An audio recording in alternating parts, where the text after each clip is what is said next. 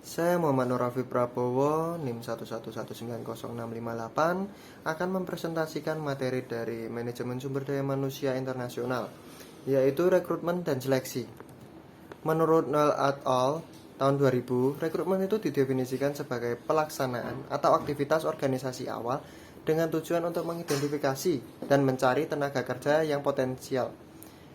Lalu ada seleksi, merupakan proses pemilihan orang-orang yang memiliki kualifikasi yang dibutuhkan untuk mengisi lowongan pekerjaan di sebuah organisasi.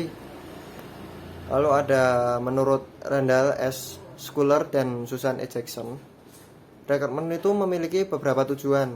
Yang pertama, agar konsisten dengan strategi, wawasan, dan nilai perusahaan. Lalu untuk menentukan kebutuhan rekrutmen perusahaan di masa sekarang.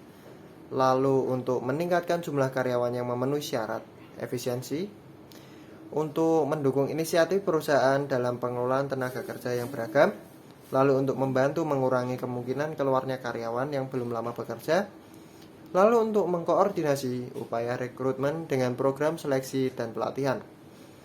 Lalu selanjutnya itu dari sumber internal.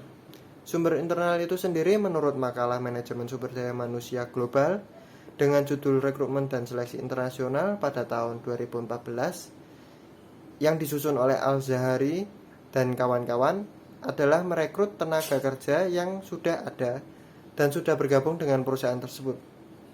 Metode yang digunakan dalam rekrutmen internal adalah yang pertama itu rencana suksesi, lalu ada job posting, lalu ada perbantuan pekerja, lalu ada nepotisme, ada promosi dan pemindahan.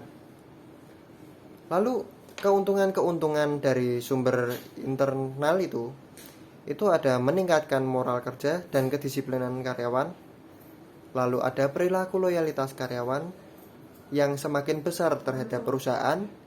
Lalu selanjutnya itu ada biaya rekrutmen relatif kecil.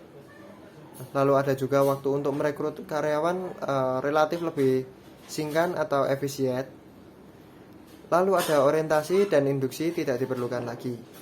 Selanjutnya ada kestabilan karyawan semakin baik. Lalu selanjutnya ada sumber eksternal. Sumber eksternal menurut makalah Sumber Daya Manusia Global dengan judul Rekrutmen dan Seleksi Internasional pada tahun 2014 yang disusun oleh Al-Zahari dan kawan-kawan,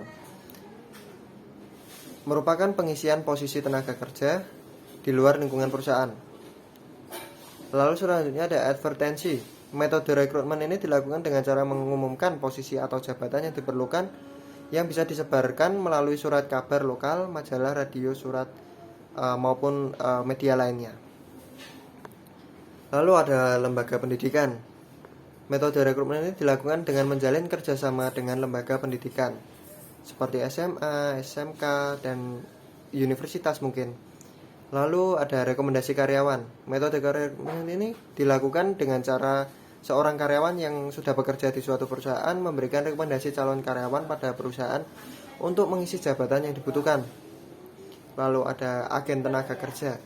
Metode rekrutmen ini dilakukan dengan cara bekerja sama dengan agen penyedia calon kerja.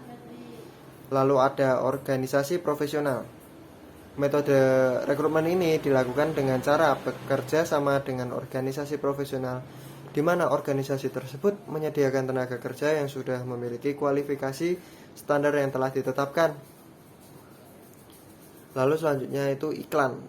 Metode rekrutmen ini dilakukan dengan cara menarik calon pelamar menggunakan media massa. Media massa yang dapat berupa media elektronik ataupun media cetak. Kelebihan dari sumber eksternal ini, menurut Setiani dalam jurnal kajian sumber daya manusia dalam proses rekrutmen tenaga kerja di perusahaan tahun 2013, kelebihan-kelebihan yang dimiliki oleh sumber eksternal ini adalah yang pertama, kewibawaan pejabat relatif baik. Lalu yang kedua ada kemungkinan membawa sistem kerja baru yang lebih baik. Kendala-kendala dalam proses rekrutmen dan seleksi berikut merupakan faktor berasal dari organisasi menurut Septiana. Yang pertama, kebijakan promosi dari dalam. Yang kedua, kebijakan mengenai imbalan. Yang ketiga, kebijakan tentang status kepegawaian. Yang keempat, rencana sumber daya manusia.